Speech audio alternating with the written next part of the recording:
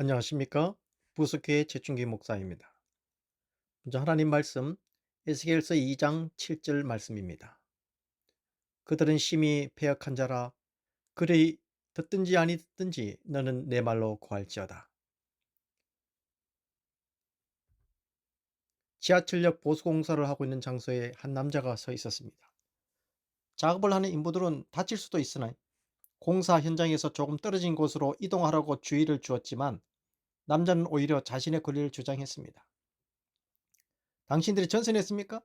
나는 서 있을 권리가 있습니다. 그러나 몇 분 뒤에 정말로 떨어진 벽돌 조각에 남자가 머리를 맞아 부상을 당했습니다.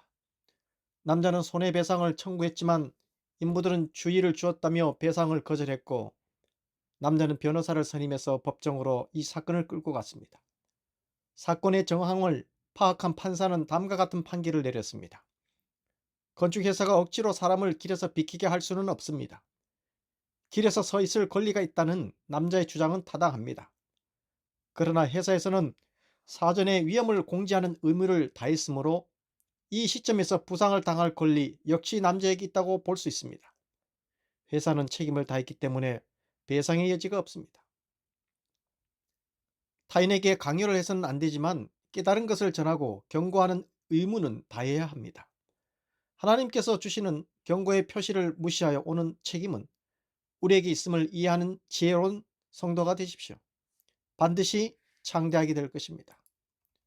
오늘 하나님께서는 에스겔 선지자에게 말씀하고 계십니다. 유다 백성에게 당신의 말씀을 전하라고 말입니다. 당시 유다는 바벨론의 침략을 받아 나라가 풍전등화의 위기에 있었습니다. 이미 두 차례에 걸친 침략으로 국토는 유린되었고 많은 유다 사람들이 포로가 되어 바벨론으로 끌려갔습니다. 유다는 나라의 맹명만 겨우 유지하고 있었습니다. 바로 이때 바벨론의 2차 침략 때 포로로 끌려간 에스겔 선지자에게 하나님의 말씀이 임한 것입니다. 그러면 오늘 본문을 말씀을 통하여 우리가 어떤 교훈을 얻을 수 있는지 함께 살펴보기로 하겠습니다. 첫 번째, 어떤 환경에서도 말씀을 전해야 합니다. 본문 직전에 나오는 에스겔 2장 6절에서 하나님께서 말씀하셨습니다. 인자야, 너는 비록 가시와 찔레와 함께 있으며 전갈 가운데에 거주할지라도 그들을 두려워하지 말고 그들의 말을 두려워하지 말지어다. 그들은 패역한 족속이라도 그 말을 두려워하지 말며 그 얼굴을 무서워하지 말지어다.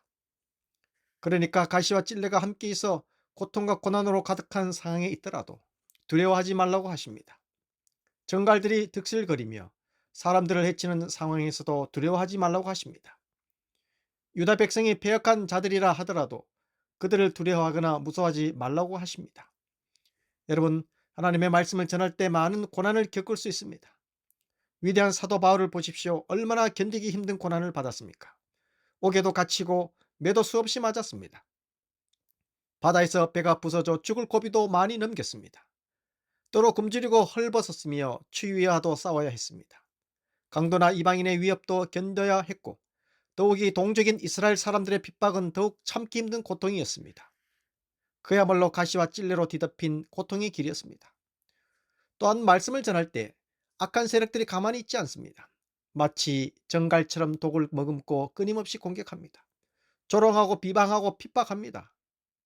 예레미야 선지자도 하나님의 말씀을 전할 때 얼마나 많은 핍박을 받았습니까?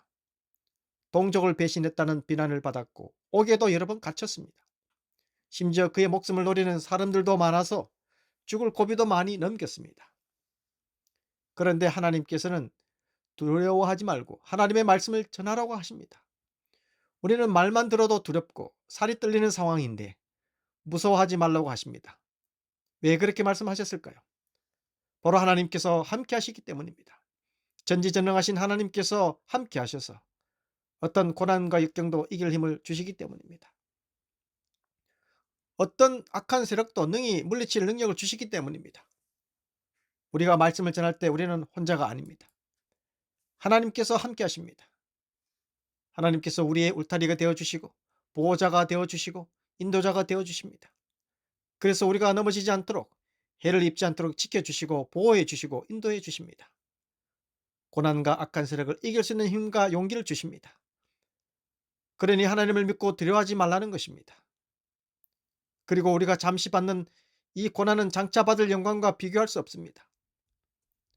로마서 8장 18절에도 생각하건대 현재 고난은 장차 우리에게 나타날 영광과 비교할 수 없다라고 말씀하고 있습니다. 하나님이 일을 하다가 고난을 받으면 장차 하늘에서 큰 상급을 받습니다. 영광의 멸류관을 받을 수 있습니다. 따라서 말씀을 전할 때 고난이 찾아오고 원수가 핍박하면 실망하거나 좌절하지 말기 바랍니다. 크나큰 영광으로 나아가라는 길이라고 믿고 기쁨으로 받아들이기 바랍니다.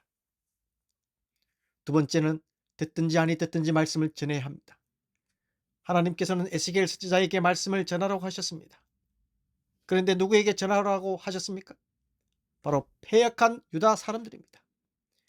여기서 패역은 하나님의 사랑과 은혜를 저버리고 하나님의 권위와 법을 업신여기는 일체 행위를 말합니다. 이를테면 고집이 세고 하나님 말씀에 순종하지 않는다든지, 하나님 앞에서 악을 행하단든지, 하나님을 대적하거나 하나님께 등을 돌린다든지 하는 등등의 모든 행동이 포함됩니다. 하나님께서는 바로 이런 패역한 유다 사람들에게 말씀을 전하라고 하셨습니다. 그러니 이들이 하나님의 말씀을 받아들였을까요? 여러분이 생각해봐도 말씀을 듣고 변화될 것 같지 않죠? 그런데 하나님께서는 그래도 말씀을 전하라고 하십니다. 듣든지 아니 듣든지 전하라고 하십니다. 이 말씀을 예로 들면 이런 경우와 흡사합니다. 같은 학급에 늘 친구를 괴롭히고 돈을 빼앗는 참 나쁜 친구가 있습니다. 이 친구에게 복음을 전하기도 싫고 또 전해도 도저히 받아들일 것 같지 않습니다. 하지만 그래도 전하라는 것이 하나님의 뜻입니다. 그러니까 우리 일단 말씀을 전해야 하는 책임이 있습니다. 전하는 말씀을 듣고 이를 받아들이거나 받아들이지 않는 것은 그 나쁜 친구의 책임입니다. 결과는 하나님의 뜻에 따라 나타나니 우리가 건방지게 쟤는 예수님을 믿을 예가 아니야 하는 판단을 해서는 곤란합니다. 따라서 우리는 듣든지 아니 듣든지 말씀을 전해야 합니다. 하나님께서는 믿는 우리가 복음을 전하지 않을 때 책임을 묻겠다고 분명하게 말씀하십니다. 에스겔 33장 8절 말씀입니다. 가령 내가 악인에게 이르기를 악인아 너는 반드시 죽으리라 하였다 하자. 내가 그 악인에게 말로 경고하여 그의 길에서 떠나게 하지 아니하면 그 악인은 자기 죄악으로 말미암아 죽으려니와 내가 그의 피를 내 손에서 찾으리라. 여러분, 우리에게는 말씀을 전해야 할 책임이 있습니다. 주변에 복음을 듣지 못해 멸망하는 사람이 있다면 바로 우리 책임입니다. 우리는 듣든지 아니 듣든지 말씀을 전해야 하는 것입니다. 혹시 패역한 자들이, 그 무시무시하게 나쁜 자들이 말씀을 전한다고 우리를 괴롭히면 어떻게 하나 하는 그 걱정은 버리기 바랍니다. 오늘 말씀에서 그들을 무서워하거나 두려워하지 말라고 하십니다. 다시 한번 말하지만 하나님께서 함께 하시기 때문입니다. 그러니 담대하게 말씀을 전하여 책임을 다하는 저와 여러분이 되었으면 좋겠습니다. 마지막 세 번째로 하나님의 말씀만을 전해야 합니다. 하나님께서는 패역한 유다 사람들이 듣든지 아니 듣든지 전하라고 하셨습니다. 무엇을 전해야 할까요? 바로 하나님의 말씀입니다. 오늘 본문에는 너는 내 말로 고할지어다 라고 말씀하고 있습니다. 하나님의 말씀을 전하고 알리라는 것입니다. 여기서 우리가 기억해야 할 사실은 하나님의 말씀만을 전해야 한다는 것입니다. 우리의 생각이나 뜻을 포함시켜서는 안 된다는 것입니다. 우리 생각이나 뜻에 따라 말씀을 더하거나 빼서는 안 된다는 것입니다. 하나님께서는 아마 이런 뜻이나 취지로 이 말씀을 하셨을 거야 하며 우리 멋대로 해석해서는 곤란하다는 이야기입니다. 하나님과 우리의 생각은 다릅니다. 우리가 그 뜻을 다 알기도 어렵습니다. 따라서 오직 하나님께서 하신 말씀만 바로 전해야 합니다. 하나님께서 우리에게 주신 그 뜻을 정확하게 알려야 합니다. 또 하나 생각해 볼 점은 하나님께서 우리가 전하기를 가장 바라는 말씀이 무엇일까요? 하나님께서는 에스겔 선지자에게 이렇게 말씀하셨습니다. 에스겔 3장 19절 말씀입니다. 내가 악인을 깨우치되 그가 그의 악한 마음과 악한 행위에서 돌이키지 아니하면 그는 그의 죄악 중에서 죽으려니와 너는 내 생명을 보존하리라. 그러니까 악인을 깨우쳐 죄에서 돌이키도록 하라는 말씀입니다. 그리고 뒤를 이어 의인들이 의로운 행동에서 떠나 죄를 범하지 않도록 경고하라고 말씀하셨습니다. 한마디로 유다 백성들이 죄를 범하지 않도록 깨우쳐 생명을 얻도록 하라는 말씀입니다. 바로 이것이 하나님께서 우리에게 가장 전하기를 바라시는 말씀이 아닐까 합니다. 여러분, 하나님께서는 모든 사람이 죄에서 떠나 구원받기를 원하십니다. 그래서 먼저 믿고 구원을 받은 우리가 그 역할을 감당하기를 원하십니다. 즉 사람들에게 생명을 얻게 하는 복음을 전하기를 원하신다는 말씀입니다. 따라서 주변 모든 사람들에게 예수님을 전하기 바랍니다. 오직 예수님을 믿어야 구원을 받을 수 있다고 전하기 바랍니다. 듣든지 아니 듣든지 전하기 바랍니다. 우리는 복음의 씨를 뿌려야 할 책임이 있습니다. 그 복음의 씨앗이 자라는 것은 하나님께 속한 영역입니다. 주님께서는 누가복음 10장 19절에 이렇게 말씀하셨습니다. 내가 너희에게 뱀과 전갈을 밟으며 원수의 모든 능력을 제할 권능을 주었으니 너희를 해칠 자가 결코 없으리라.